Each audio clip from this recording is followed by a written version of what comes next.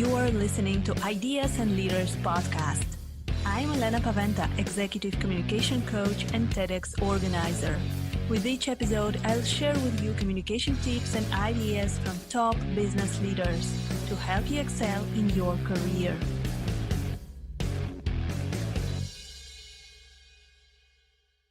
Welcome to the next episode of Ideas and Leaders podcast. Today, we have a very exciting guest on our podcast. We will be speaking about writing and publishing books. Our guest today is Jyotsna Ramachandran. She's a best-selling author, she's a book publisher, and she's also a TEDx speaker, which is so close to my heart as I'm a TEDx organizer. And Jyotsna is an author success coach. So she helps authors to build their profitable author funnel with the help of their book. And this is what we will be discussing today. Hi, Jyotsna. It's great to have you here on the podcast. Hi, Elena. It's so nice to be on your show. So, Jyotsna, I know that many people who are listening to us, they are interested in writing, in publishing their book, but they just don't know where to start. So Right. what would you recommend to a person who's just in the beginning of their journey? What to do, how to start? Great. I'm sure you must have heard the TEDx talk of Simon Sinek called "Start with Why." So I recommend everybody to start with why when it comes to their book as well, because having a very clear purpose and a reason that drives somebody to write a book is really important. When I talk to aspiring authors, so many of them have been having this on their bucket list for years, and yet they're not able to finish their book because they don't have a strong enough why. So the first question I ask anybody whom I meet and who wants to write a book is, why do you really want to become an author? Because when you are very sure of the purpose, it could be to make more money, to be well known in your industry, to attract more leads, or to just make your mom feel proud, whatever be the reason. If you're super clear about that and you remind yourself as to why you want to become an author every single day, I think that's a great starting point, and that will help you do everything else to finish your book. So finding your why is a great point to start. For sure, book can give us publicity. It can show our credibility. And also, you mentioned making more money. Do you think that it is possible to make more money with a book? Because from what I heard, that a book is kind of your business card, that it helps you in your image, but it doesn't necessarily make you a rich person. So what do you think about this? Well, it depends on the type of book, Elena. If I say write a fantastic novel like Harry Potter and there are millions and millions of readers, then the book's royalty itself could be a solid source of income. However, 99% of the manuscripts or the books that get published do not reach that level of success when it comes to the sales from the books. So I encourage authors to look at other streams of income and not just look at the royalty that you will earn, because the royalty is just the tip of the iceberg. The real opportunity is behind the book, what you do using the book. So if the author of the book, say, is an entrepreneur or a coach or a speaker, and they have other businesses which are related to the book, then the book can be a great starting point to start a relationship with your future client. But I don't really like this analogy of comparing the book with a business card, because if it doesn't have great content, then people are not going to really value the business card. So the content has to be great, it has to add value to your readers. And then if you have other things related to the book which can add more value to the readers, then even if let's say you sell 100 books, but two of your readers become your one-on-one coaching clients and you charge $10,000 per client, the revenue from the book is the sale of the 100 books plus $20,000. So I think that's the way we should approach the money that you can make from the book. Yes, indeed. So it can also be a huge why. Why should we write the book? Uh, Right. so we are in this point, we have our why, we know that we want to write a book, we're motivated. How to find the topic that is that will be interesting for readers and that will be relevant for our readers? This is such a great question because, in spite of finding the why, a lot of people get stuck because they're so confused. There are multiple topic ideas in one's mind and they're not sure how to approach this. So, I can define this in three steps, three easy steps. So, in the first step, it's important to just do a I would say, brainstorming or a brain dumping exercise where you just make a list of all the potential book topic ideas that come to your mind.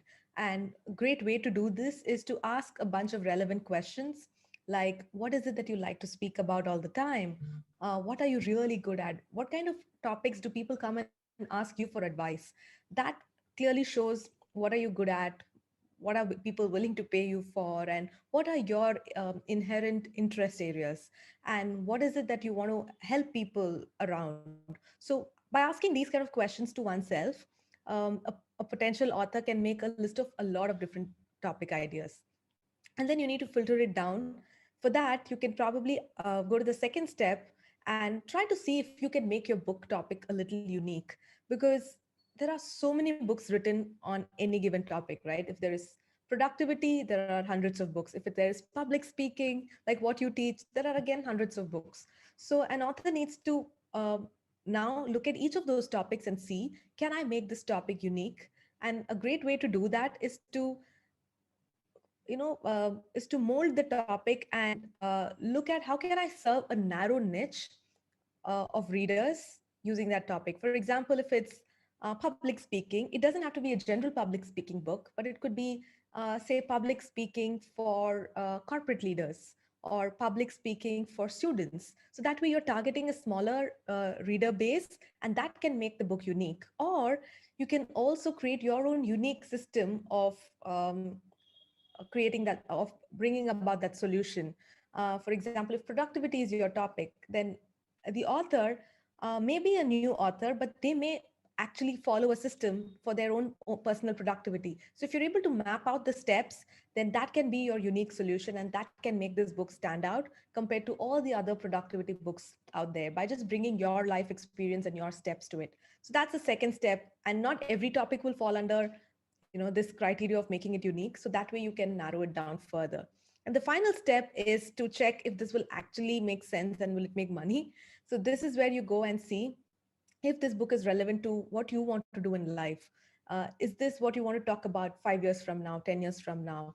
Is it relevant to how you want to serve people? So it could either be your profession, or it could be a mess in your life that you're now trying to create as your message and serve people using that. Like, for example, I had a client, she went through a very tough divorce, and now she wants to write a book for women who want to have a happy life after divorce. So now she has become like a divorce coach, and she had no experience in coaching before this.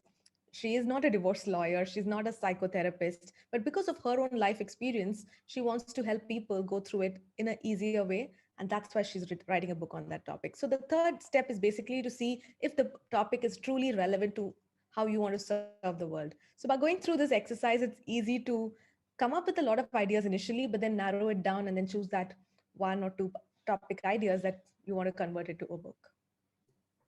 Perfect. So we are brainstorming ideas, then we're narrowing down the audience, and then we are searching for the topic which is relevant for our audience, right? Absolutely. Yeah. So I heard, I saw a lot of authors who are saying that they are on the list, they are a best-selling author, that they are on Amazon bestseller list. So how does Amazon bestseller list works, and is it possible to plan somehow to get there? And if yes, then what are the steps?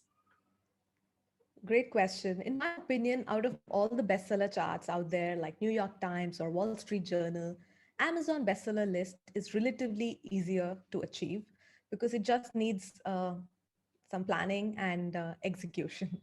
So, how the list actually works is every 1 hour, Amazon would refresh its sales charts and arrange books and actually any product on their store in the order of the number of sales. So, the book that has sold the maximum during that 1 hour will be in the first position, and likewise the other books are arranged. And the best part about this is done inside every single category. So it's not just the entire Amazon store has one list, but under the bookstore there are several categories. Under the Kindle store there are several categories, like business and self-help and thrillers, and there are so many genres. And under them there are subcategories as well. So under business you will find small business, green business, leadership, and so many other subtopics, categories. So what an author needs to do to uh, not just hit the top 100, but to even reach the top 10 or top 20 is that they drive a lot of traffic to their Amazon book page within a short duration of time,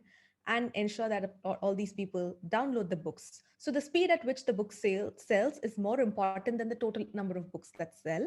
And it's smart to list your book under categories where it's easy to rank at number one. For example, if a top author's book has just got published and they are in a particular category, then you don't want to have your book in the same category, because obviously their sale will be more than yours. So you need to look at all the relevant categories for your book, and then let Amazon know which are the categories that you want your book to be in, so that it is relevant, but at the same time, not super competitive.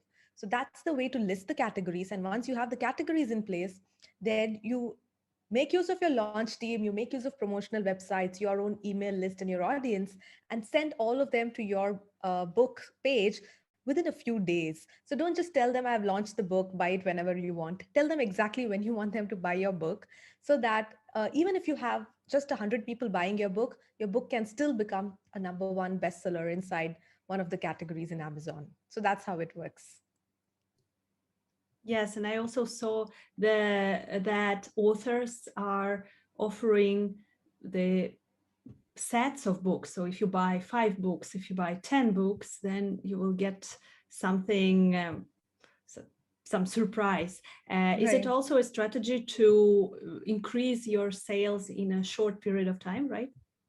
Yes, absolutely. But this cannot be done on Amazon, because on Amazon, it's difficult when you're self publishing your book to bundle and do all of that. But when you're doing your pre order campaign for your book and you're selling the book from your own landing page, then it's possible to bundle books together and offer these bulk discount and bulk promotion offers and do all of that stuff. But for a first time author who's just doing a simple Amazon launch, you really don't need to go and do all those kind of promotions to really hit the bestseller charts. It's a lot simpler than that. Perfect, perfect. It sounds quite simple. Thank you so much for describing this process, because when we are thinking about best-selling authors, for us it is something unachievable, but in fact we can actually plan this. So Right. just another thing that I think that many people are struggling with is that they don't have time to write books. And I can say from my personal experience, as I'm also a book author, and when I was writing my book, I could not spend much time on anything else because I was so much focused. And now when I'm thinking about writing the next one, it is so hard for me to imagine that I just don't stop doing anything else and I start writing my book and only this. So what would you recommend to the potential authors, to our listeners who are super busy, but they still want to find time to write the book? What daily habits, or what would you recommend them to do? This is such a wonderful question, Elena, because a lot of authors feel that they need to be fantastic writers to be an author, but an author need not necessarily be a great writer. So, the first option that I would suggest is what you just mentioned, right? You need to block 3 months of your time and do nothing else but only write. If you are able to create that discipline and have some daily habits, like having a fixed time every day to write, just probably for 1 hour, having a fixed place to sit and write, having a dashboard to track your progress every day, read out some affirmations, let the world know when you're publishing your book. So these are certain things that can help you to quickly finish your manuscript in less than 3 months. So that's the first option, because I tell people that please try this at least for a couple of weeks, because if you can get a hang of it, then writing the book yourself is a very fulfilling experience, and one should not miss that opportunity. But after trying this, if one feels that, hey, I have 4 kids, I am running my business, it's too difficult for me to dedicate 3 months of my life for just this project, but I know it's important to get my book out, then I would recommend 2 other methods. One is having a book coach, because I feel a book coach is somebody who can help you get unstuck. A coach, like in anything, right? You, if you want to be a top performer, it's important that you work with a coach who can see your blind spots. They'll probably help you to tweak your topic, organize your book's outline, because due to lack of organization, people feel the overwhelm. But when your coach actually helps you to create your table of contents, it becomes a lot easier. They can critique what you've written, they can provide feedback. So it's absolutely a great experience if you can work with a good book coach. The third option, which is by far my most favorite and that works for a lot of authors, is to have an angel writer write the book for you. If you feel that even if I have a book coach, I can't do the writing myself, I need an assistant to do this, then an angel writer is a far better option than a ghostwriter. So there's a subtle difference. A ghostwriter is somebody who would just take any topic you give, they would do their own research, they would Google stuff, and they will write the book for you and hand over the manuscript. However, a lot of authors, especially who are experts, they feel that, oh my God, I have a manuscript, but it doesn't feel like my book. Somebody else has written it, right?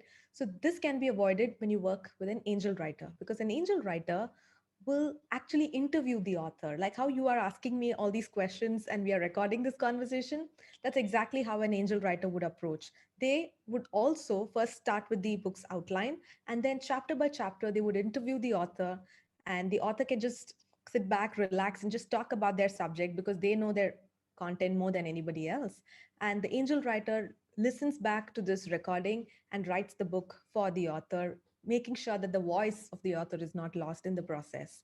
So, this is something that I highly recommend to entrepreneurs, especially who are busy. You know, you're running your business, you can't take time off.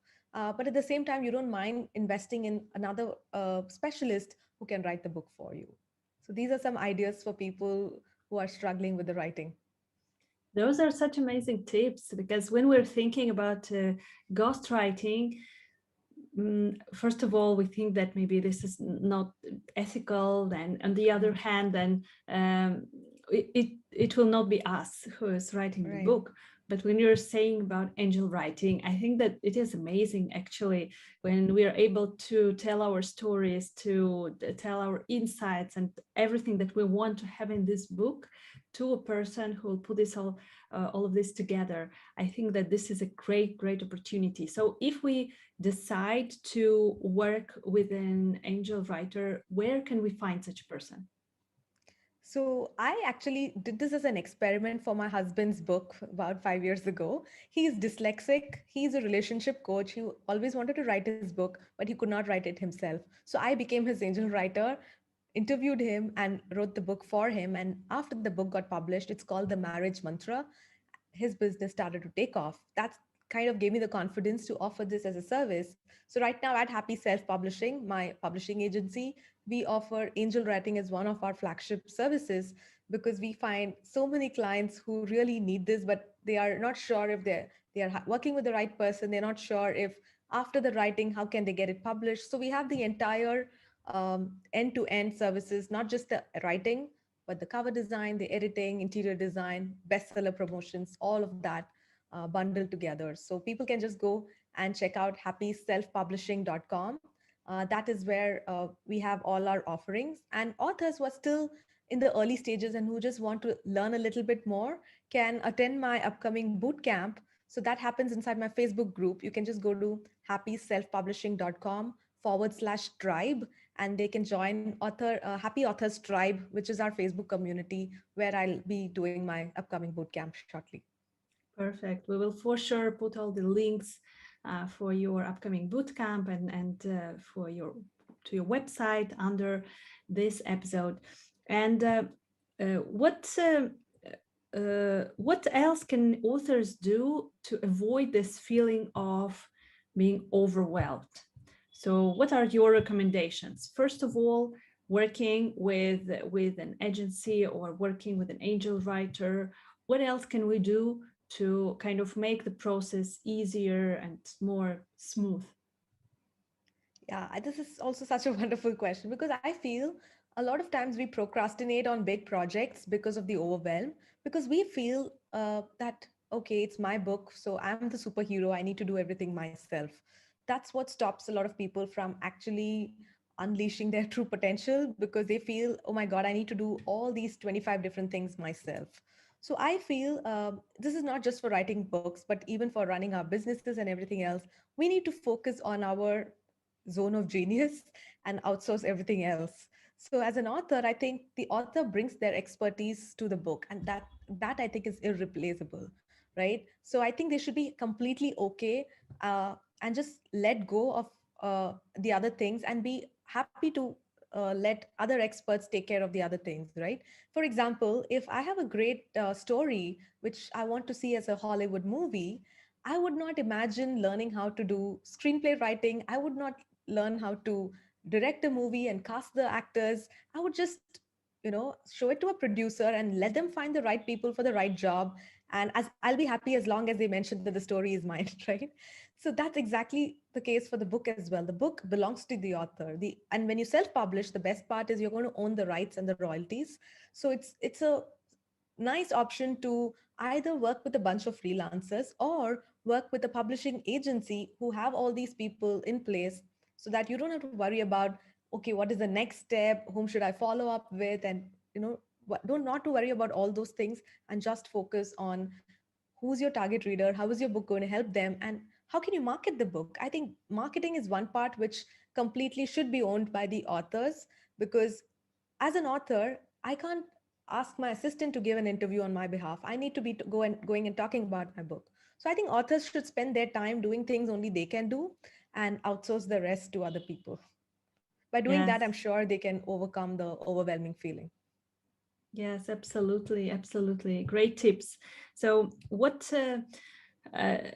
to my final question, Jyotsna, would be what are the top mistakes that authors make when they are trying to self-publish? You're working in your agency with many authors, so uh, what do you see? How can we learn from others' mistakes to avoid them? And yeah, so what are the top mistakes and how we can avoid them? All right. So usually people think that, oh, I don't think I will get published by a publishing house. So I have no other choice. That's why I'm self publishing. But instead, I think authors should make a conscious decision and a proud decision to self publish because they want to retain the rights and royalties, because they are confident that they can market the book, and not because nobody else is willing to publish it. So once you take pride in the whole process of self publishing, then a lot of other mistakes can be avoided. For example, when authors self publish, usually they feel, okay, I'm anyway self publishing, it's a small project, let me just publish the ebook.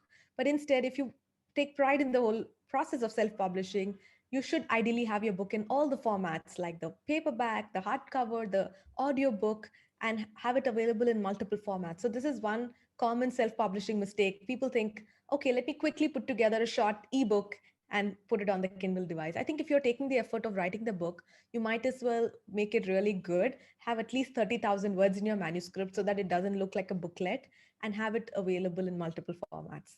The other big mistake that I see people make is trying to do everything themselves because they think I'm self publishing.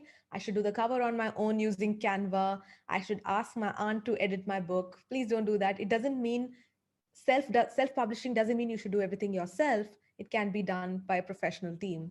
And I think the third big mistake is authors feeling that if I'm self publishing and I upload it to Amazon, people would just find the book on their own and it'll continue selling forever. They think I've created a permanent stream of passive income. No, it doesn't work like that. Just like how an entrepreneur has to constantly keep promoting their business, an author has to also constantly keep promoting their book at every opportunity they find. So just because you're self-publishing doesn't mean Amazon will take care of it. You need to, as an author, have a marketing plan and keep promoting the book uh, regularly, right? So that's I think these are some of the common self-publishing mistakes that I see.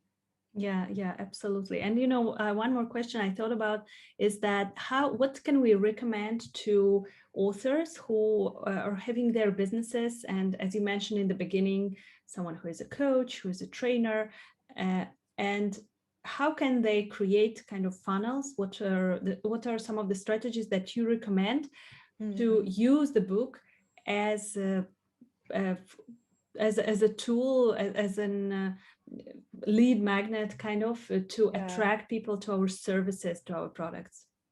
I think the listeners were just waiting for this question because what's the point in publishing the book without helping, without getting clients for your business, right? So I recommend authors to look at the book and the business as a part of your ecosystem and not as two different projects. So for people to read your book and come to your business, there has to be a link between the two. And it's really important that the author captures the names and emails of people who read the book. Amazon is not going to tell us who the readers are. Unfortunately, they don't give out that information. So it's the author's duty to collect that information by giving a free bonus inside the book. That bonus has to be like a value add for the readers. It could be a checklist, it could be a guide, an audio version of the book, a mini course, or anything that can be useful to the reader, like an assessment or just a simple PDF that can be downloaded. But it's important to have this bonus planted inside multiple places in the book so that the readers get excited to download that and they leave their contact information. Once that is captured, the author can keep providing more value by probably sending their latest podcast episodes or sending their blogs. And then after they start building that relationship, then they can talk about their products and services and ultimately bring people from the book to their business. But if you don't have this bonus or a lead magnet in the book, you actually lose the opportunity of using the book as your funnel. Yes, yes, I think that I saw this a couple of times in the books, and when the books were really amazing, I actually uploaded everything they told me to do. I did everything they told me to do, and it works. It works amazingly because you really need to give value first of all in your book.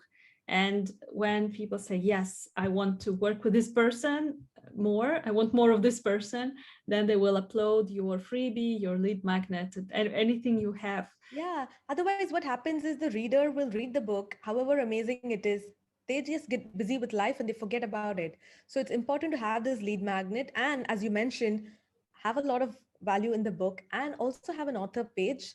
This is something a lot of authors miss out. They don't talk enough about themselves. So throughout the book, talk about your personal case studies from stories from your clients. Let people know how amazing you are, but don't make it look like a brochure. Just keep giving value and here and there talk about your work with your clients and have a dedicated author page that talks about how can readers contact you as well. Perfect, perfect. I think that from my experience, what we can, what I would avoid is also being too salesy in the book, because Exactly. sometimes I'm reading books and on every page there's like, sign up for my course, read another book, read this book, and Right. download That this, will and I'm really like, put off the readers. Yeah. yeah, yeah. So, but I think that suggesting the one valuable download is a great way to get people into your funnel. Yeah. So great, Jyotsna. Thank you very much for a lot of tips. What would be your final recommendation if you would have one recommendation, one final thing that you would like to share with your with potential authors who think that it is impossible to write the book? I don't have time. So what would you say to them? My final word of advice to authors, especially aspiring authors, would be that don't wait till you become the number one expert to write a book. I think more than all these, technical and other challenges, it's the mindset that stops a lot of people from writing a book because they think, oh my God, there are already so many amazing books written by so many amazing people. What qualifies me to write a book? So I think with whatever knowledge you already have, we can serve people who are just a few steps behind you. So I think keeping that in mind, I think every person's moral responsibility to serve people who are a few steps behind us by writing a book. So I think it's also a great way to leave behind your legacy because who knows how many people will still read your book after you're gone, right? So don't think too much. Don't think that I need to spend another 10 years in my industry to write my book. Not really necessary. We can have books at different levels for different readers. So with whatever you know, you already are the expert. So just go ahead and write. Perfect. Thank you so much, Jyotsna, for sharing all your knowledge with us. How can our listeners contact you if they are interested in your services, if they want to ask more questions? Where can they find you? The best place would be to just go to happyselfpublishing.com. And we have a lot of these options to set up a book strategy call with our publishing consultants. That way, we can spend 30 minutes with you, understand more about your book, why you're writing it, and create a plan for you, and then see if we would be a good fit to work with each other as well. Perfect. So, yes, I'm recommending to contact Happy Self Publishing if you're interested in writing a book, because it is really great to speak and to work with professionals if you want to have a have your book, but don't want to waste several months of your life just to write on writing this book. So thank you very much, Jyotsna. It was a pleasure having you today on the podcast. Thank you so much, Elena, for this wonderful opportunity. It was such a pleasure. Thanks. Thank you for listening to Ideas and Leaders podcast. Did you enjoy this episode? Let me know that you listened by tagging me in your LinkedIn profile and using a hashtag Ideas and Leaders. See you in the next episode.